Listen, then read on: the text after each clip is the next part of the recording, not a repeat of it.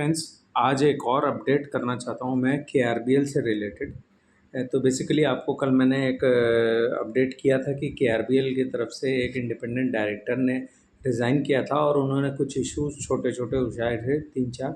मैंने कल भी एक शॉर्ट्स बनाकर उसको क्लियर किया था। आज उस पे ही मैं क्लैरिटी और देना चाहता हूँ। तो बेसिकली कंपनी ने डिसाइड किया है कि वो एक इंडिपेंडेंट इंक्वायरी कराएगी किसी भी एप्रोप्रिएट अथॉरिटी से, जो इस पूरी चीज़ पर अपनी एक राय देगी।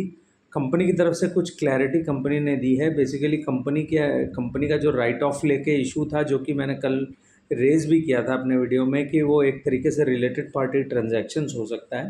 लेकिन कंपनी का ये कहना है कि ऐसा कोई रिलेटेड पार्टी ट्रांजैक्शन नहीं था।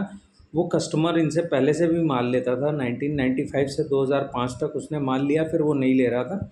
लेकिन उसने पिछले साल 2023 में इसने ये माल लिया है 8 फरवरी को, करीब 23,000 मीट्रिक टन माल 79 करोड़ का उनके लेने की बात थी, जिसमें कि उन्होंने एक 17 करोड़ का पेमेंट जनवरी में किया है, मैंने एडवांस पेमेंट किया था, और उसके बाद 6 करोड़ और पेमेंट किया। लेकिन उसके बाद से वो पेमेंट बाकी नहीं कर रहे थे, तो 58 करोड़ का ड्यू अमाउंट जो था वो बेसिकली बुक्स में दिखाया हुआ था। 2025 में उसको बुक्स में से हटा दिया जाएगा, बेसिकली राइट ऑफ कर दिया गया है, और आगे लीगल प्रोसीडिंग्स चल रही हैं, नोटिसेज इश्यूज़ हैं।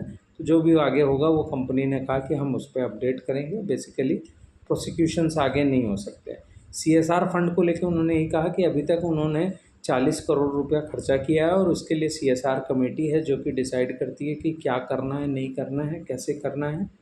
और जैसा जैसा काम बढ़ता रहता है कॉरपोरेट सोशल रिस्पॉन्सिबिलिटी का, उस हिसाब से वो लोग पेमेंट रिलीज़ करते हैं उस पर।